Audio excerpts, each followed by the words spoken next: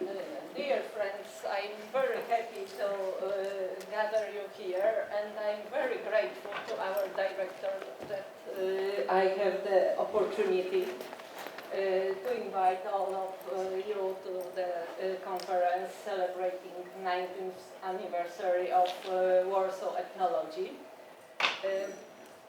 Our panel brings together friends whom I met at conferences organized by V4Net. V4Net is a network of researchers conducting fieldwork in Visegrad countries. V4Net was created by Professor Chris Hahn at the Max Planck Institute for Social Sciences. The purpose of the network was to exchange experiences and results of fieldwork, deepening knowledge about the changes taking place in the countries of Central Europe. The papers presented at today's session have a similar goal. They will show what we are working on and what cultural and social processes we are documenting. Now I briefly introduce each of the panelists. Jakub Grygar is a professor of social anthropology at Charles University in Prague. He is Dean of Faculty of Social Sciences, author of the books published in Czech and second published in English, Anthropology of Borders, Power, Culture, Memories. More recently, he published an article about anthropology of borders and as anthropology of power, citizenship, state and practices of social control on the Polish-Belarusian border. As these titles suggest, the researcher is interested in the political and economic anthropology, and today's presentation will concern current economic and social processes. Elena Soler is a doctor of anthropology, a researcher associated with Charles University in Prague. Her doctoral research was summarized in a book published in Spanish, connected to the milk kinship. More recently, she has been conducting research on silencing in public discourse. The issue of the journal Ethnologia Polona, edited by Elena, was entitled Nation Building and the Dynamics of Silences, Memory and Forgettings. Her text was on long-term ethnicized silences, family secrets, and nation building. Today's talk will be related to this topic. And Juraj Buzalka is a professor of social anthropology at the Faculty of Social and Economic Sciences at Komenského University in Bratislave. Juraj is author of the book Nation and Religion, the Politics of Commemoration in Southeast Poland, and texts such as Post-Peasant Memories, Populist and Communist Nostalgia. The titles of the publications indicate his interest in the issue of nationalism, populism, politics and religion, social transformations in Central Europe. He also publishes on the subject of wine and food movements, and this is the topic of his speech today. So, we started with Jakub Grygar, so please, the floor is yours. Okay, thank you very much and for your lovely invitation. Thank you for having me here. If I may, I will start with a small correction. I'm not dean of the faculty, fortunately.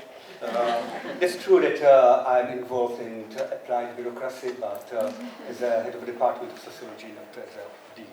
So but yeah, today I'd like to share with you a few thoughts about anthropology and financial markets, what we as anthropologists can do at financial markets. Many years ago, it's 15, almost 20 years ago, I was involved in research of cross-border economy at Polish-Belarusian border, where I studied petty traders, those mostly women who are called in Polish mrówki or czelnaki in Russian, people who gained up to $20 per day if they were lucky, and of course, they make for living in informal economy in the shadow zone, mostly connected with illegal zone. And many years later, I realized that perhaps I could change perspective or topic or subject of the research. And instead of the researching the, let's say, the poorest one, I'd like to focus on the opposite pole, on the very rich informal market, on stock managers and portfolio managers. I have to say that there was also a private motive for such a switch. I very often in Czech media landscape witnessed some thoughts or remarks on social anthropology that as an opposite science to that science which really has ability to explain the world to the economists.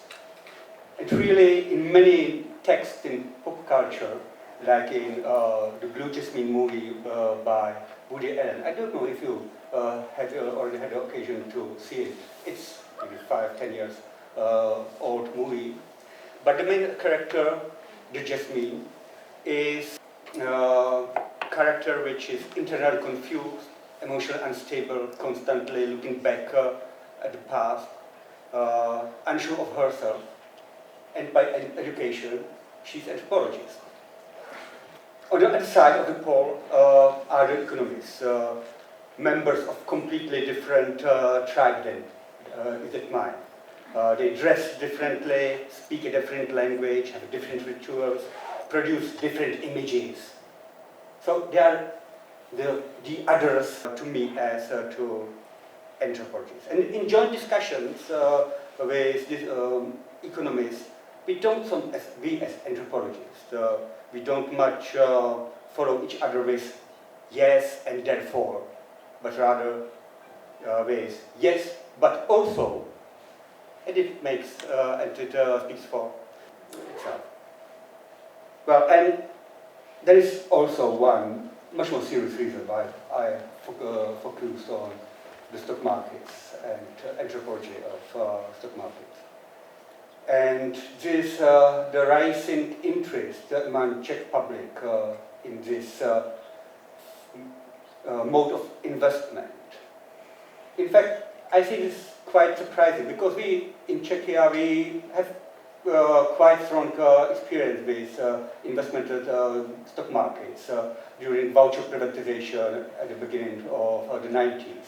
Experience is very often connected with criminal acts, frauds, and whose main character, globally well-known person, Viktor Kožený, now is imprisoned in quotation marks at Bahamas because he was sentenced to jail also by the court in US.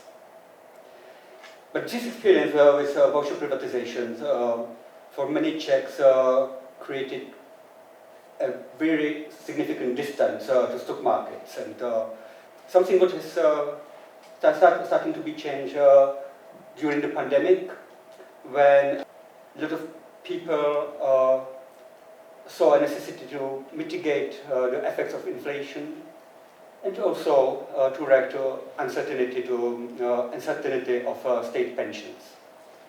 So, in other words, a few years ago, Czechs realized that the future is not what it used to be, and it's time to take it into own hands. It's time to invest. So, there are two strategies, and I'm sorry if I will give you some elementary introduction to the stock markets, but it's necessary to clarify my argument. Very briefly, there are two strategies: trading versus long-term or value investment. Trading is based on so-called technical analysis, and the traders follows these graphs, charts and graphs, and study these candlesticks and are looking for moments in the short term. They try to find the best time, very often based on speculation, how to get money during a very short period. On the opposite side, there is long-term investment, which is based on fundamental analysis. The portfolio managers or the investors study so-called true or inner value of a company's share by analyzing available data from all public sources. However, the issue in this long-term investment is that no one of those investors, no one of those portfolio managers has a crystal ball. The investors know that the future is uncertain. No one knows what will happen. And thus, the tariff prices and investment recommendations are better predicting the present than the future. Everybody knows that. But everybody tries to predict the future. So, the first point. Long-term investing is associated with constructing or articulating a vision of the future, which is something what has to do with our own discipline, because we know how the world works, we as social scientists and as anthropologists too. So in long-term investing, investors work with their own image of the future. The future is presented as a narrative that is logically coherent as is possible. The narrative of the future, which is basis for the investment practice, is thus the key for their own strategy how to make money in the long-term investment. So the long-term investing is based, in other words, the long-term investing is based on a story. The story is very often used word in public declarations, even in official materials of trust funds or investment funds, and so on and so on. The story is in the key of is the key for the decision. So here is an official leaflet from one investment bank in Czechia. When considering strategic asset allocation, it's helpful to have a story at hand, says the portfolio manager at the picture. In podcasts, well, I forgot to say, my data are based on content analysis of podcast interviews with portfolio managers and with content analysis of official documents published by banks or investment companies. And also based on content analysis or contributions to social media, like mostly Twitter. Or now there is X, but I use Twitter. Here is another piece of example. When moderator asked portfolio manager Michal Samotan, who's famous because he loves cars, so he asked him in an interview, what kind of car do you drive? And the answer is, well, BMW. And the question follows, yes, and do you own BMW shares? The answer is, no, I don't, because from my point of view, there's no story there. There's no story behind the share. Another quotation is from an article published in the journal of Finance, or Money, it's called Money, where it's also declared or stated that buying a specific stock means choosing one specific story. So the story is, and probably the last, or almost the last example from Twitter, there is a discussion about one particular stock of a neo company with car producer whose stocks are falling down. So how is it possible that people still buy, or the retailers still buy stocks? And the answer is that the company, the neo company, has a catchy story.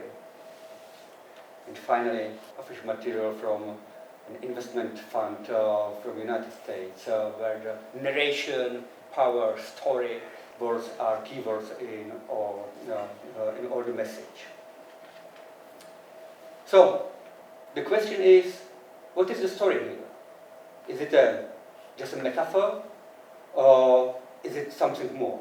How the portfolio manager or the investors use the word story, which is the condensation of their own vision of future. The first answer is that, or might be, is that story is a phrase, a symbol, a trope, or metaphor, something that stands in place of something else, perhaps summary of information, or company's growth potential, or quality of its management, or the presence of overall competitive advantages, or the mode. And in this explanation, probably we have something to do with what is called in narration theory, narrative realism. The conviction that the narration reflects something what reflects how the people live. That the narrative structures are inherent in individual lives. So the only thing is to discover which narration fits to our life as well. So the stories are found, not created. And so all those claims, narrations, which the portfolio managers or participants social media, where they use the word story, what they say has something to do what to affect inner reality. But there is also another perspective, and this is that story is a story, nothing more, but also nothing less. Well, this is the question: what does it mean? A story is a story, right? How we can understand story, what the story is in our lives, how we meet stories, what we do through stories, because story is also a tool to create something, or ourselves. We create ourselves through stories. And we have, or I'd like to offer two approaches how we can analyze story as a story. First, through frame narrative, or story within story. And the second approach might be narrative figuration. Both these two approaches, frame narrative and narrative figuration, depart from narrative constructivism, which is the opposite from the narrative realism. And it's tell us that there's nothing like a fact in the real world before we will create it via, for example, via a story. So stories are constructed, not discovered. And when the portfolio managers use the word story, they make the future, or try to make the future, try to convince the investor to invest their money to their funds, try to create the bright future which is reflected by their own portfolio. So, what does it mean that we can understand or analyze story as a story? The first approach I mentioned was a frame narrative. Something what I have personally connected very much with work of Umberto Eco, and perhaps this is my favorite novel, Baudolino. I don't know if you know this novel, but Baudolino is a storyteller, and he is the main character of the fiction. And Umberto Eco uses the character of Baudolino to enable or to allow multiple perspectives and deeper layers of meaning when depicting or discussing what is reality or what isn't. The frame narrative in Baudolino is not just a stylistic device, it's a rather philosophical tool with which Eco questions the very essence of truth, history, and the storytelling also.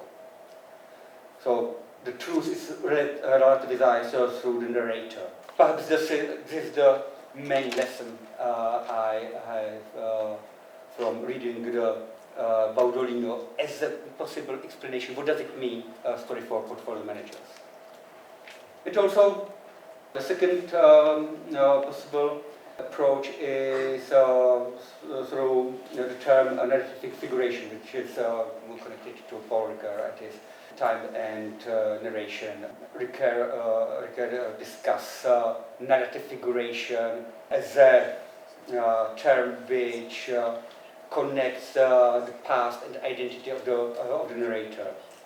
Grygar argues that storytelling is an important way to understand and to make sense of our own experience, so, which is experience which is always rooted or embedded in the past, because we don't have experience with the future.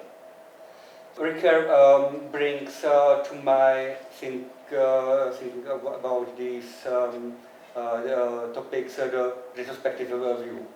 And what I'm trying to do after analyzing those texts on social media and podcasts or YouTube channels and so on and so on, where portfolio managers and investors talk about their practices. What I'm trying to do is, in particular interviews, in-person interviews with those persons, to deeper understand their strategies and how they understand their story they produce while are selling their own products.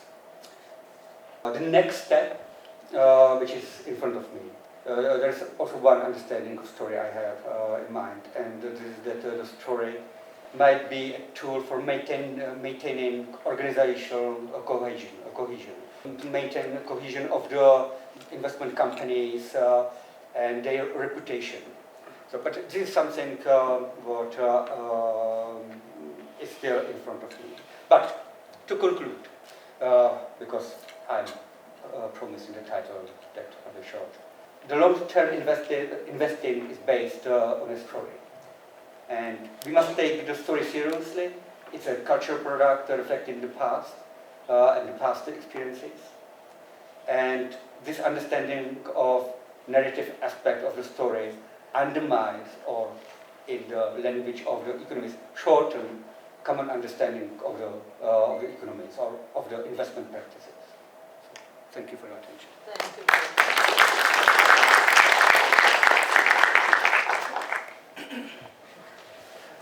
Well, first, I would like to thank the Institute of Ethnology, its committee, all the organizers, and especially my friend and colleague, Anna Malewska, for inviting us. For me, it's really an honor to be here, because in a way I have some kind of link, because thanks to this publication, this joint project that we had also with Francis Pine, and I can see Agnieszka Halemba, who was the editor-in-chief, so thanks as well. So my goal today, my main goal, is just to share with you very briefly what this project was about, that in a way came from some questions that I had in mind from years ago, that I was not able to answer on my own. So that's why we organized a conference, and then out of the conference came this joint publication. So the topic is the materiality of silences and anthropological reflection from the Visegrad region. First, I will do a short introduction about silence itself. Then I will focus into a case study, followed by some concluding remarks. As anthropologists, I'm sorry for the ones who are already familiar with that, I'm just going to summarize a bit, but I think it's important in order to go to the case study. As anthropologists, we know that the meanings and uses attributed to silence, whether individual or collective, are neither self-evident nor stable across or even within different cultural and historical locations and contexts. Silence, just like verbal language or any other corporal manifestation, is another way of human communication. Even if shared, silence as a strategic tool of communication can create a community of silences at the familiar, local, regional, and even national level, and bring people together, especially when silences are perceived as continuous with the past. In this case, they can provide a sense of shared history and connection, which can create a sense of group, belonging, and identity. But also, when broken or not broken, they can create struggles and even can tear a community apart. Silences can be consciously and unconsciously forced, by dint of the dynamics of different social, political, economic, and even religious contexts and circumstances, or it can be just voluntarily. It's not the same to study silences under a totalitarian regime like those experienced in Europe in the 20th century, where millions of people are forced into silence, or as Orlando Figes put it in his book The Whisperers, when describing private lives in Stalin's Russia, where what people said had to be self-controlled and not too loud. In this sense, silence indicated a structural or political oppression. The state and its whole apparatus created a social atmosphere of fear, risk, and uncertainty, which made people vulnerable and forced into silence. These are different from studying silences in post-war times and or during periods of ethnic cleansing, when terrible memories can leave people mute, without words, which does not mean that people forget. In other words, narratives of the death and loss are just shadowed with silence. Or a further different context is that of the study of silences after 1989 in post-transitional democratic Central and Eastern European states that since 2004 are EU members. This region, which was deeply marked by World War I and the subsequent consequences of the Treaty of Versailles and World War II, with all its memories, silences, and forgettings mainly related to the Holocaust or Porajmos for the Roma, as well by the subsequent post-war atrocities, ethnic cleansing, and displacement of people all around Europe, as Tony Judd reminds us in his book, Post-War. These traumas of war that were followed by more than 4 decades of communist totalitarian systems until their fall in 1989, and the subsequent unexpected, fast, and sometimes harsh conditions to democracy and a global market economy that came thereafter. Either way, we can say that silences contains a rich depository of possibilities for interpretations, and always move in a dynamic, fluid, and processual way. Because if something is obvious, is that silence is anything but an absence. In silence we speak. So considering long-term silences as a useful analytical category in the study of nation building, which has been mainly my theoretical proposal since I started to be interested on this issue years ago, how the nation has been built among the other factors on the basis of those silences, some of the questions and themes I would like to reflect on through the analysis of a particular case study of what are some examples of the meanings and uses and processes of silences that we can find in Central and Eastern Europe, and what's the relationship to national minority constructions, ethnic, linguistic, religious, and to a particular ethnocultural model of nation building based on that imagined pure community. 2. In which domains have long-term silences and family secrets prevail in everyday life? 3. To what extent have those silence frameworks, following the work of Maurice Holbach, or domains of social silences been related to inclusion and exclusion, acceptance or rejection, pure and impure, truth and lies, trust or mistrust, continuity and change, stability and threat, acknowledgement and indifference?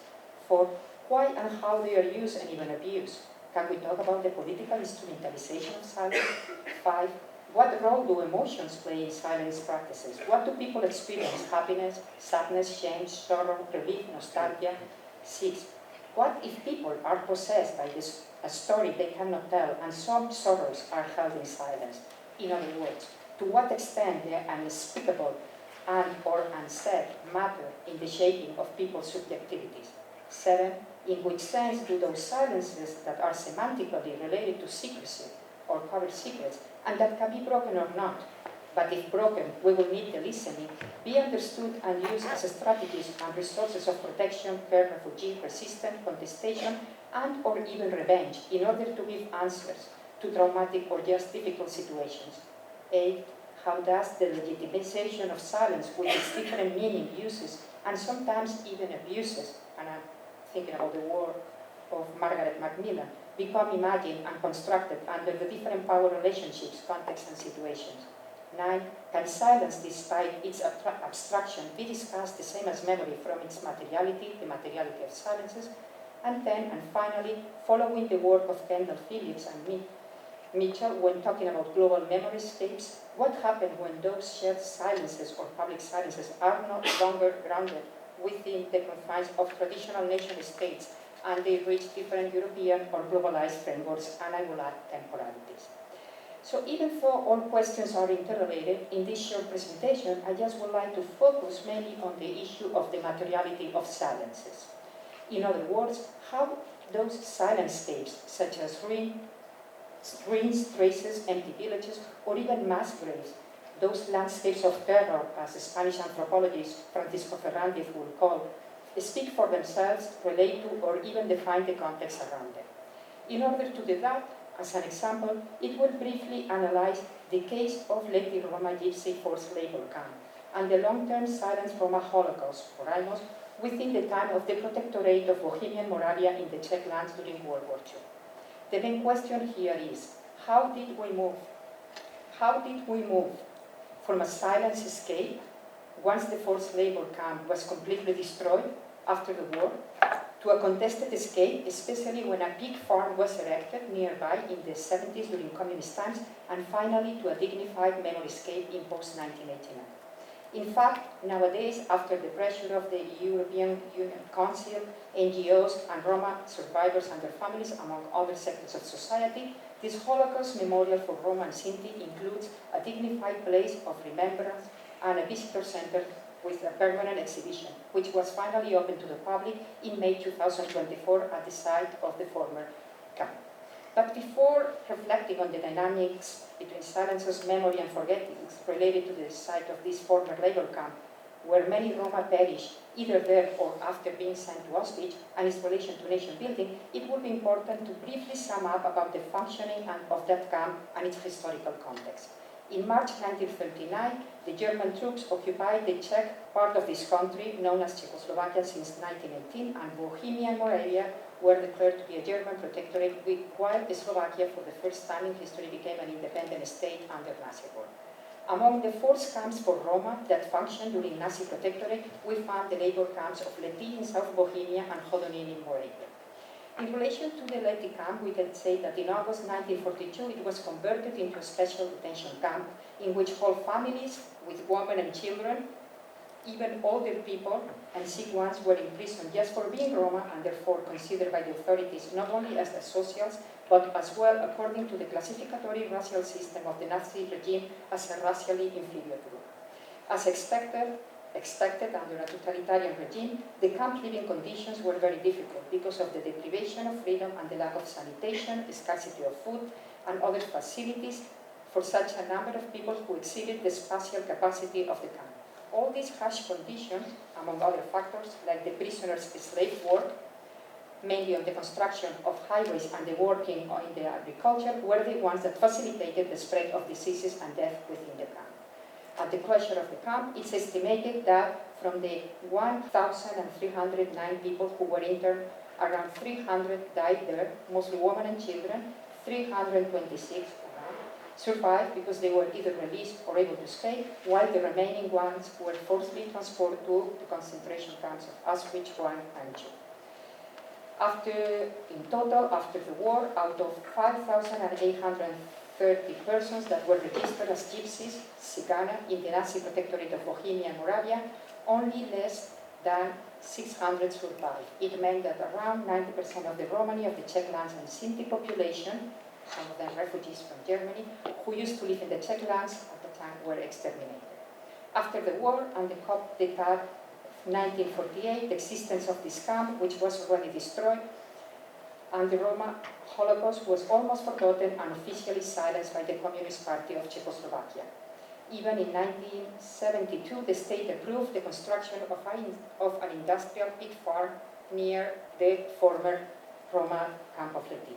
So it was not until 1989, after the fall of communism, when the former site of Lety camp, that already contested silence-scape, started to be recognized as a memory space. In fact, Václav Havel was the first politician who inaugurated the first memorial site. So at this point, one could question, but why did it take so long for the persecution of Roma and the existence of the forced labor camps to be recognized by the state and the society as a whole? And what role have long-term silences at the macro and micro level, with its different meanings, uses and abuses, played in the process of nation building?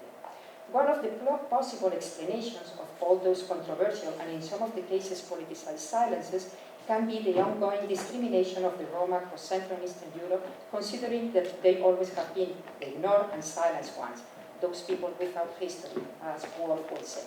But maybe this argument would seem insufficient if we take into account other factors such as, for example, who ran the Gypsy forced labor camp in Lviv. Between 1939 and 1945, the Czech lands were an occupied territory by the Nazi Germans. In this regard, there is no doubt about it.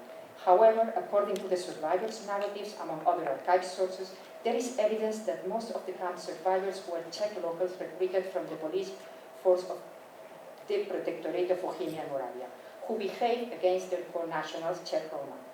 So in this regard, this could help us to understand, for example, not just the denial of the existence of those labor camps of Lety and Hodonín by the authorities, it became a taboo issue, which was better not to talk about, but also the obstacles some historians face when trying to do research on at the local and national archives, no? As it happened with Polanski. And also why it took so long for the state to buy the pig farm, destroy it, and participate in the legitimization of a dignified memory. This will remind us what Cheryl Nalsman has pointed out, no? That telling the story of a nation's past is a highly political act involving the struggles over whose stories will be remembered and preserved and whose memories will be repressed or forgotten. And we could even add silence ones.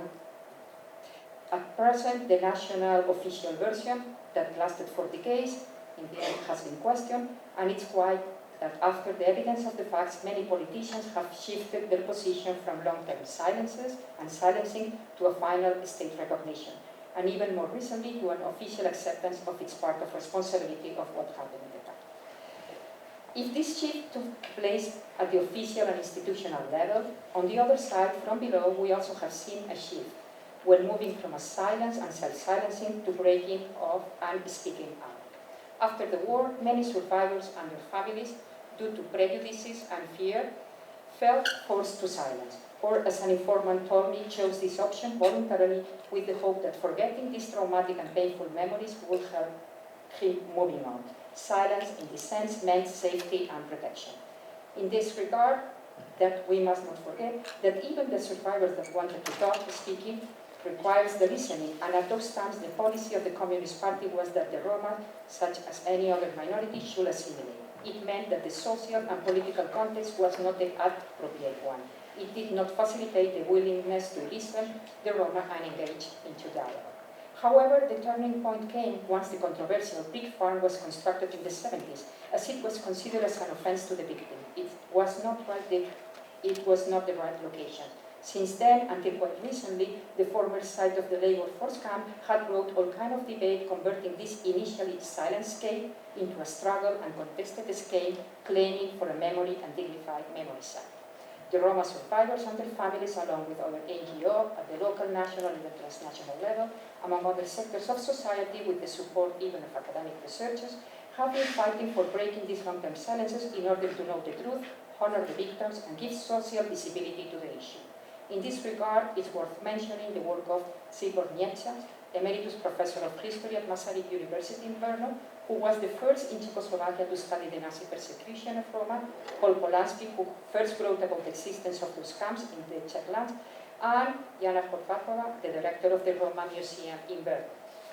So, for many years, the biggest concern has been, by the ones who care, has been related to how the fate of the Roma during the Nazi period in Germany and Nazi-occupied Europe will be remembered, after assuming the fact that the Roma genocide has been silenced for decades and is still unknown by so many people. In fact, from what I have witnessed while teaching in Prague for many years, is that still not many students really know about not only the existence of those camps of Lety and Hodonín in Czech territory and what they meant, but as well regarding the dimension of the Roma genocide during World War II.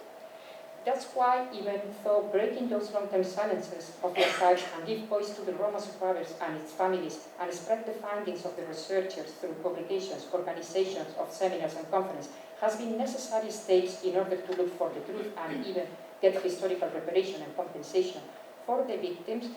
However, after all these steps taken, what is most important is that dealing with this shared past has been a self-reflexive act, which in a way or another has forced everybody not just to clarify the facts and above all honor the victims, the memory of the victims, but also to revise how the Czech nation has been constructed and defined until now, who has been included in its history, and who has not, and why. So, by looking at this example of the site of the former Leti camp, which nowadays is a dignified memory camp, does it mean, therefore, that we are moving from an ethnocultural national mode in which diversity and multiplicity of ethnicities and their histories that were just hidden and self-silenced, contributing, therefore, to the imaginary construction of a much more homogenized society than it was actually the case? Have we moved from this towards a more open and visible, heterogeneous and inclusive post-nationalist period in Central Europe, in which the relation with the state, the status of citizen, regardless in this case of its ethnicity, orientation, sexual orientation, or religiosity, is the only one that matters for all sides? In this regard, I have my doubts about it. However, let's just hope that through the recognition of all this painful period of Roma history, we have a more inclusive approach to our shared past. And it could be done, as Tony Judd could say, by avoiding the ethnicization of the victims, in which each groups, the Roma and the Jews, among other victims, claim their own past.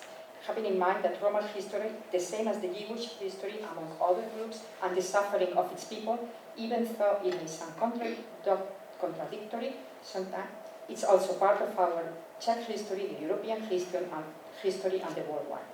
In this regard comes to my mind the work of Susan Sontag, The Pain of Others, when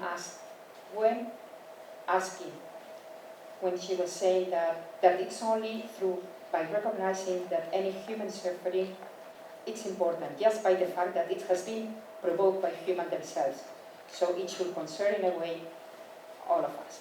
So conclusion, in order to conclude this presentation, we could agree that some silences are necessary, especially those related to intimacy, meditation and reflection, being those one highly needed in today's society.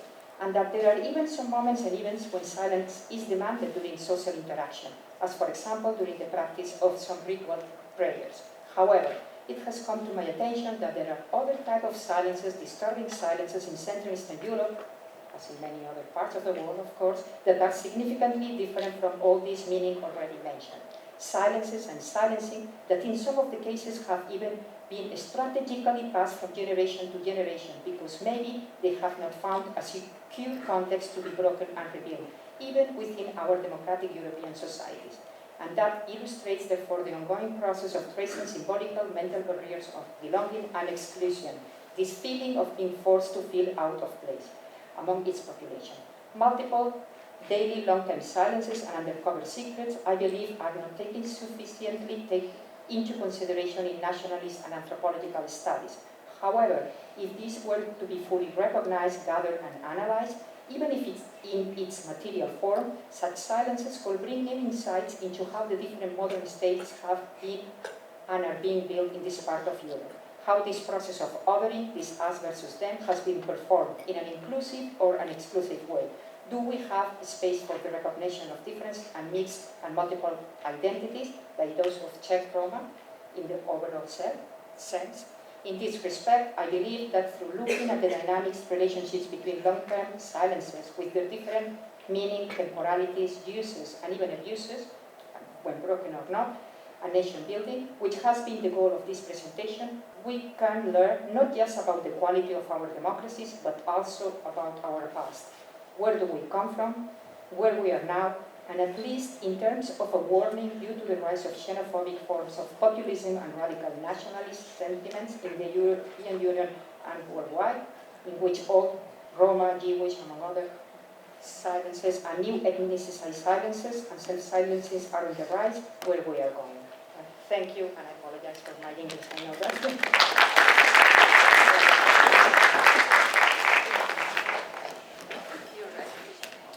I'm very happy to be here.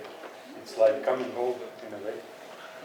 And I have been working, some of you know that I have been working on anthropology of social and political movements for over 20 or so years.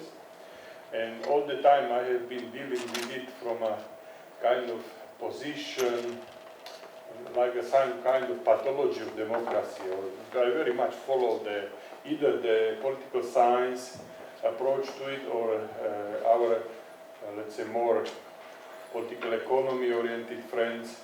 world system theorists as a kind of pathology derived from capitalism and neoliberal globalization and stuff like this. And I have been always trying to be a bit complementary to these perspectives, but still stayed within this, let's say, long-term view of populism as something that is not quite right. Yeah? So it's what the cafe people in our societies dislike, let's say. This is nasty stuff.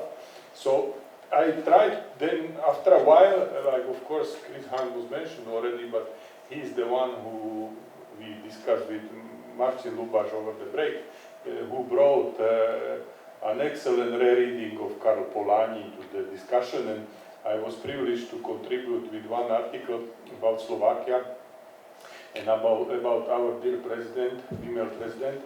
We discussed with Elena over the break. And I came with an idea about some kind of emancipatory as a kind of progressive movement that is still populist, but it's sort of including the people, kind of emancipating them, and I connected it with the long-term project of nation building of the intelligentsia of East Central Europe that has quite a deep pedigree and a long history in our region. And it's not quite reactionary as our Marxist colleagues like to see, but it's also progressive in a way. It aims from a different perspective to bring people up, to kind of mix with them, to work with them, from the kind of clear position of let's say, dominant class, if you want to use this vocabulary, but also in a kind of, let's say, egalitarian perspective. And I try to work on this further, and of course within the Polanyian framework, that there is not only the reaction to neoliberal globalization in the form of fascist or populist counter-movement, but there is also a sort of progressive way. Not everybody is a follower of market liberalism, as our colleagues like to see. So, and especially I was very dissatisfied with the kind of beginning of all this populism. And usually you don't find in these analyses the period before the liberalism came. So it was suddenly some kind of ecumene, or it was very nice perspective.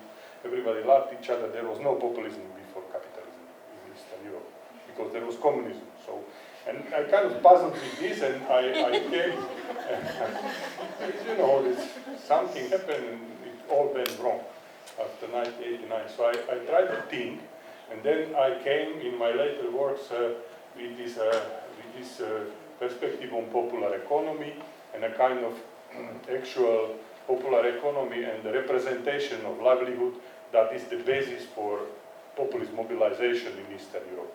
And I wrote about this, still in the kind of perspective of this reactionary suspicion.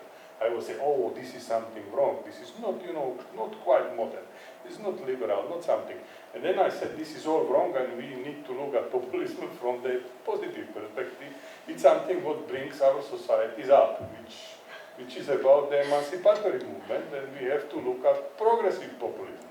And here comes the story. And it's about wine and democracy. And of course I use wine and democracy as a case study, or as a kind of pivotal perspective of this progressive, possible progressive movement, or not only possible, but perhaps even nascent or existing movement, because it's related to the social, cultural condition of the societies we come from. And my basic idea was that all this starts with the way how peasants became modern people, modern citizens, and especially in the case of Slovakia, this happened under communism, when the people stopped living out of land, were forced to move to the city, receiving wages, but it was not kind of capitalism that brought them into modern condition, but something that brought also with them this old bag of peasantism. So I said the post-peasants start with communist modernization in the case of Slovakia.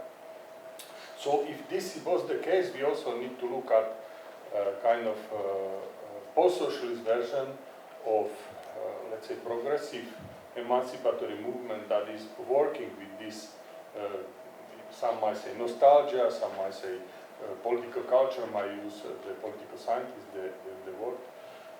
Some might say it's a cultural economy or popular economic model that has been used. And this is how I came to how I merged with my long-term hobby, which is winemaking.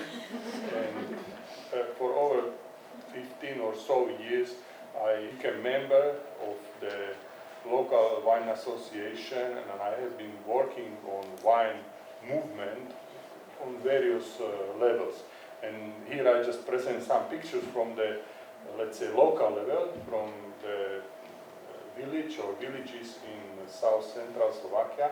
This is an old map from of Hungarian kingdom, one of the voivodeship, you would say, but it's a medie in Hungarian, which is a county, which is now almost entirely in Slovakia, but here on the bottom you see Danube. It's called Hont County.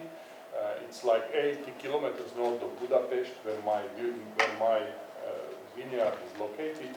And actually the bottom quarter of the map is in Hungary, but the rest of the historical Hont country is in Slovakia. And somewhere in the middle, in the yellow part of the map, I bought a piece of land and I have my vineyard. So it's very close. It's on the main road from Gdańsk to Terst, if you wish. It's a European route. It's a major European route. It's in the most important maps you have it. So there is my vineyard. And it's very close to Budapest. It's 80 kilometers north of Budapest. So you see how important place it is. Yes, and of course you are all invited to the spa, the small spa. And we are all organized. And now a couple of pictures. These are not cellars, actually. These used to be houses in the village of Lišov, which is one of those small places where the road ends. Actually, there's a dead end.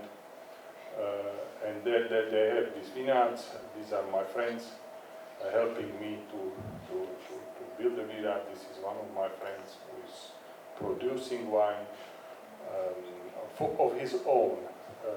The most important remark is that these people don't make wine for sale or not automatically. Some of them do sell something, not much, but of course they make their living from something else. But it's incredible to see how much time they invest into the winemaking, and they are not alcoholics even, or not all of them. So it's quite heavy work, and you do it for some not very rational economic purposes, but people do it. And I have plenty of stories why they do it, including the, taking care of father's heritage and I don't know what. But most important, what I discovered is the way how this wine is connected to the higher levels of, let's say, of global society. And perhaps it's important to introduce that wine is an interesting product of globalization that is kind of tricky, because you have other products as well. We have all this origin, authenticity and stuff, but only wine is globally defined as being local, which is, you can have plenty of global wines, but the valuable wine is only the one that comes from somewhere. It's never universal. You have beer, you can even kind of localize it, but not with such a rigor, not with such a valuable asset that is always connected to a particular place. And of course there is a technological revolution, has been going on for some time, and these people produce their own wine, but they also learn and follow kind of modern technologies. Not all of them. This is a traditional cellar, you can see with my friend who invited me to taste. And none of this is commercial. But it's very important for people to express themselves. And here comes another connection above the local context, which is that there are coming upper classes even to them, and very appreciate their work and want to get connected to them, want to be experts with them. They basically buy this kind of rustic stuff, and they kind of, in my way, they are being recognized by the, let's say, managers or yappies of the cities who come and visit and buy, perhaps even for kind of low price. And this is more advanced version of my friends or group. They are already organizing a regional wine competition. Again, none of them is making a living out of wine, but I'm a member of their association, or I'm a member of our association as local winemakers. And I was very impressed by how much they invest into self-education, into travels. They go to all the possible wine regions they can afford by bus, several cars together, and the association organizes this. And the whole, it already has been 12 or 13 years that they have organized very high quality wine competition for hobby winemakers. They are allowed also professionals to come. They present, it's quite a big event locally or regionally, but they collect from the whole region and organize it. The only necessity is that you cannot be a professional winemaker, so you don't sell it. But and I myself expressed, I got the gold medal this year for my wine. I was thinking like what is more worth, my gold medal or my diploma in anthropology, because as you know I come from a country where social science is not very considered high prestige. but wine is. And what really struck me, or I was impressed, by the way, how serious they are about developing their own technologies, about skills, how they take care of wine, how they are interested in learning new ways. Yeah? And they are really doing well, and I can confess by heart how improving the whole environment, the whole infrastructure, and the whole winemaking, hobby winemaking is how it is improving over time, or how it has been improving.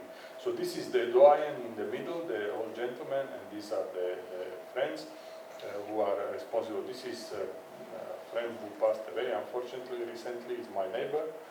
Of course, we are discussing something about wine. This is also my friend. And this is something that, I don't know, perhaps it's even before the French terroir legislation was invented or brought into European Union. Of course, now everybody tends to see top-down, but there is some regulation of the authentic origin of wine. Terroir is a very specific legislation that is recognizing the wine. It can be only from vitis vitifera, grapes, and it's also related to particular location. So it's not only about climate, but it's also about history and stuff.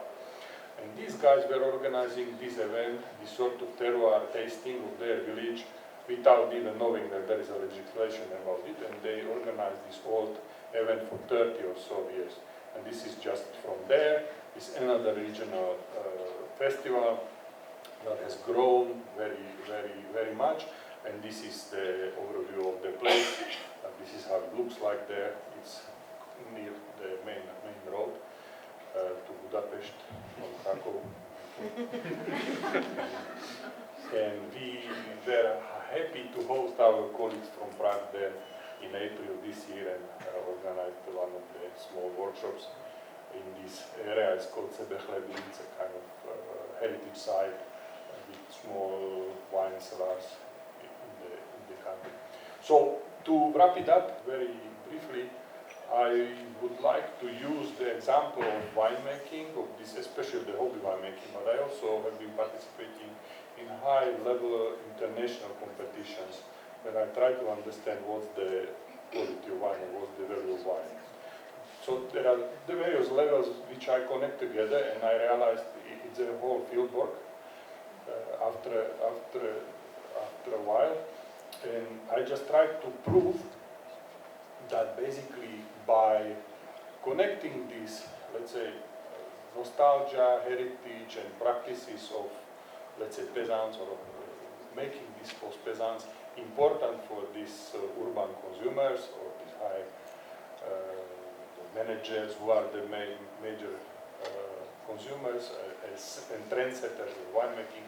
Actually, we can bring the policy solutions or some sort of emancipation to society that is generally suspicious of, let's say, reactionary populism. And I say this is the way how we can overcome this populism. Yeah.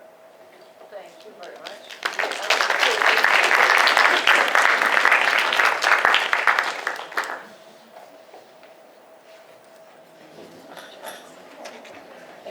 So my paper refers to research project, Dynamics of Modern Social Imaginaries, Podhale residents about war refugees from Ukraine.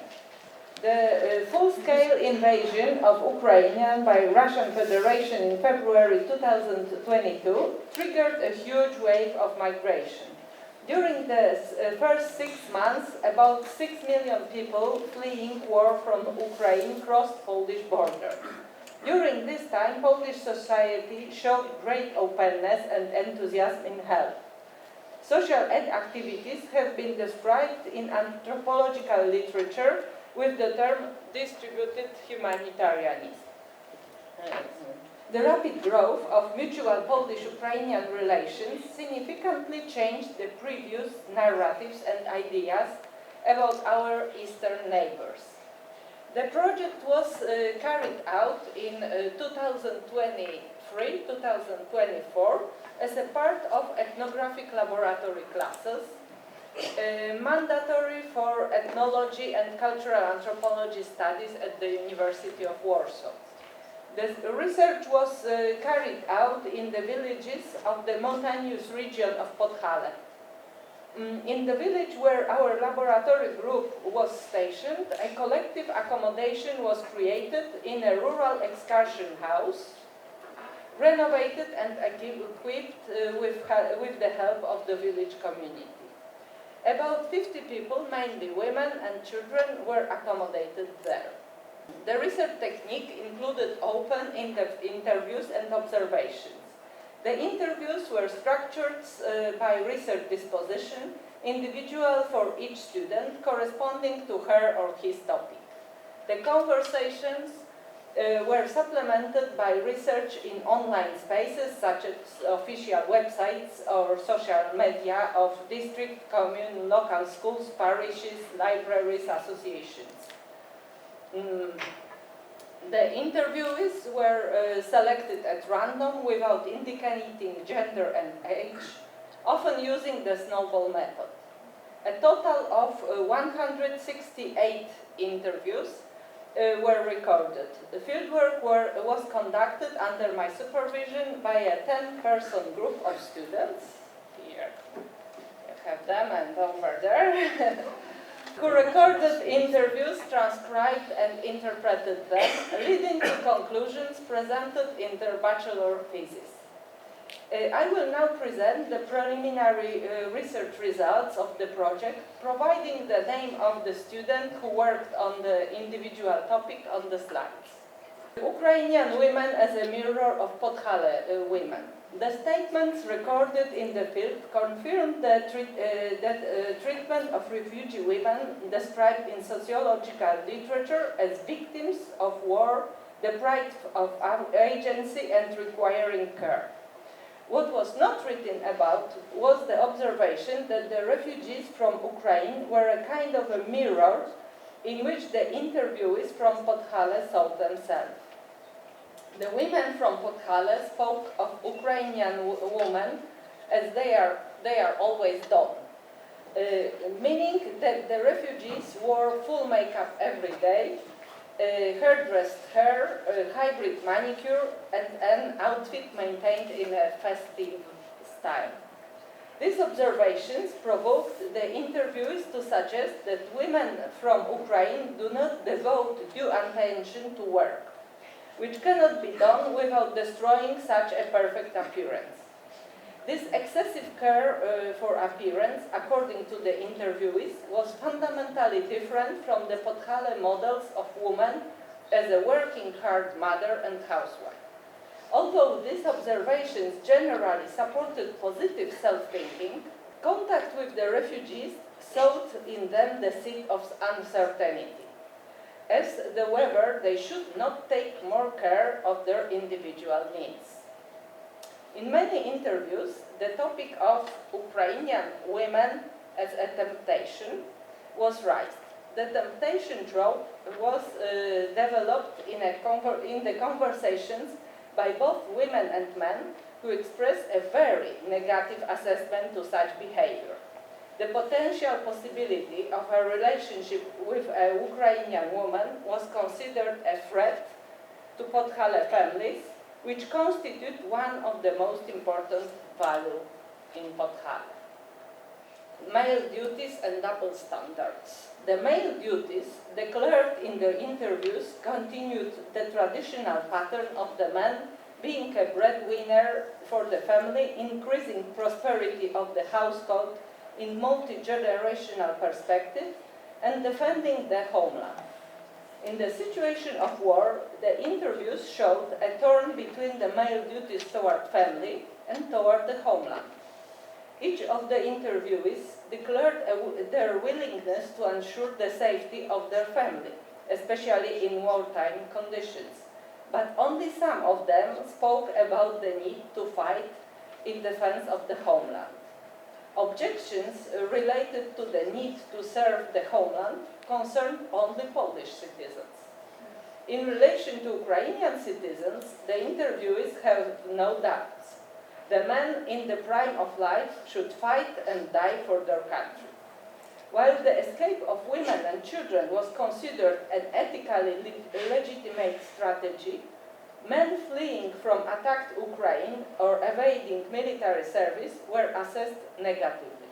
The interviewees' statements revealed double standards regarding men's duties. School children in the face of the refugee experience. An interesting aspect of the research were interviews with pupils of a rural primary school, which since spring 2022 was also being attended by children of refugee women accommodated in a rural excursion home. The conversations with the children from Podhale, conducted by one of the students, concerned their opinions about their classmates, refugees from war-torn Ukraine. Interviews with children were conducted in compliance with all the rules of conducting research with minors. Integration through mutual conversations turned out to be easier in the girls' environment. In the boys' group, integration took place mainly through sports. Interviews with pupils brought knowledge about the prejudices of their parents. The children talked about the opinions they had heard at home, but they also often tried to distance themselves from these opinions. Conversation with the youngest showed that the pupils, appropriately guided by the school principal and teachers, were very open to children from Ukraine, although in many cases they had to put aside opinions shared in their family homes. Communities helped, different ways of justifying aid for refugees. An interesting clue was the communal dimension of aid activities. One of the student researchers oscillated between two communities offering help to war refugees from Ukraine. Both communities undertook aid activities, although on very different scale, differing fundamentally in the worldview foundations of these practices. One of them was the parish community centered around the sanctuary of Our Lady, Queen of Podhale in Lućmierz, and the narratives conveying the goals of aid practices referred to Christian mercy and other values derived from the Gospel and the social teaching of Catholic Church. The second of the compared communities was the local unit of the Committee for the Defense of Democracy, affiliated with the Liberal Party. It was a very small group, but motivated and united by a sense of threat from the conservative voters dominant in Podhale.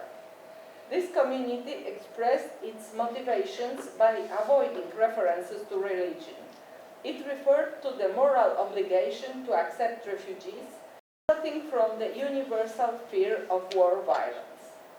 The activities of both groups were similar in the form of assistance provided, while the narratives outlining the motivation to help were very different. Hosting war refugees as an individual life experience. The experiences associated with privately hosting Ukrainian women and children were often a turning point in the lives of the hosts. Especially in the case of single people, Ukrainian families introduced a lot of vitality, movement and noise into their lives, diversifying it with social contacts and sometimes also with cordiality and mutual help. Many narratives describing these positive aspects combined them with descriptions of difficult and conflictual situations inevitably related to hosting strangers, often very different in their habits, daily practices, political and religious views, economic customs. Many interviewees emphasized that for the host it was a test of their humanity or test of their Christianity. Examples of intertwining the fates of the newcomers with the fates of the hosts created a knot of relation that is difficult to reduce to the motivation of the decision initiating mutual contact. This experience forced a fundamental deepening of reflection both on the newcomers and the Podhale inhabitants regarding one's own identity construction. Work, a category of differentiation of migrant groups. The work ethic is very strong in Podhale, and when talking about work, our interviewees stated that the life without work will be meaningless and worthless. In this context, it is not surprising that work was used as a category for assessing migrants. Newcomers seeking employment were assessed positively, those receiving benefits negatively. War refugees from Ukraine who took up work were appreciated and contrasted with those who used the benefits they were entitled to for the following months. The usefulness on the labor market was the main way of differentiating migrant groups. Ukrainian labor migrants from before the war were categorized as useful on the labor market and as such assessed positively. The attitude toward migrants from the Middle East and Africa was completely different. They were considered useless because, as the interviewees argued, they don't know how to work. The arguments included the established belief that migrants from outside Europe are by nature unprepared for work, which suggests their immanent biological feature. This unsuitability for work disqualified non-European migrants in the eyes of the residents of Podhale. Help for refugees from Ukraine and difficult memories. Euphemistic references to the crimes in Volhynia in 1943 often appear in the interviews expressed in the phrase, "Our grandparents would not approve of us helping Ukrainians." This sentence referred to the widespread beliefs about the cruelty of Ukrainians, a cruelty that belongs to their nature, understood as immanent biological feature. Then, especially in interviews with men, there were descriptions of brutalities inflicted on Poles by Ukrainians. The stereotype of the cruel Ukrainian, described in sociological literature, did not disappear under the influence of direct mass contact with people from Ukraine. What has changed is the perception that these views are not appropriate to express directly. that they should be suggested because the situation of mass health makes such diagnosis incorrect. Enthusiastic help pushed deep-rooted resentments into the depths so that they would not interfere with activities.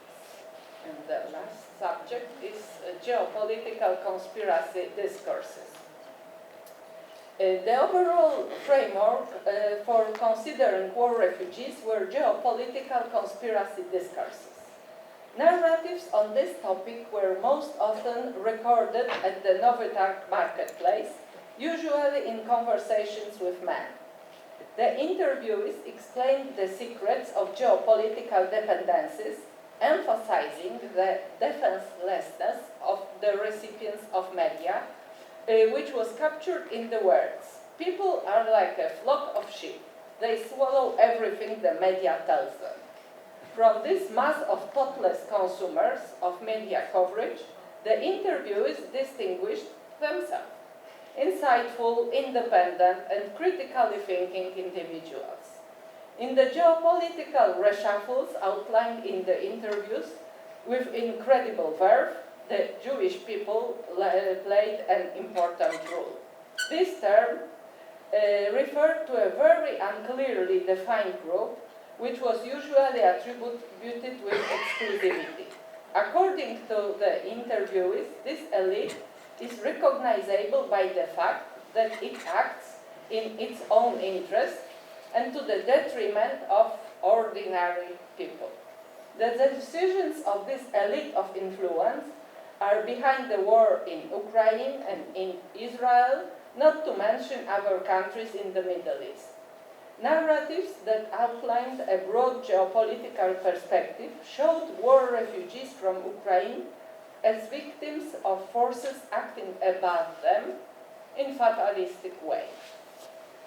All presented research conclusions show changes in the perceptions and discourses about Ukrainians resulting from the intensified direct contact forced by the war. Thank you.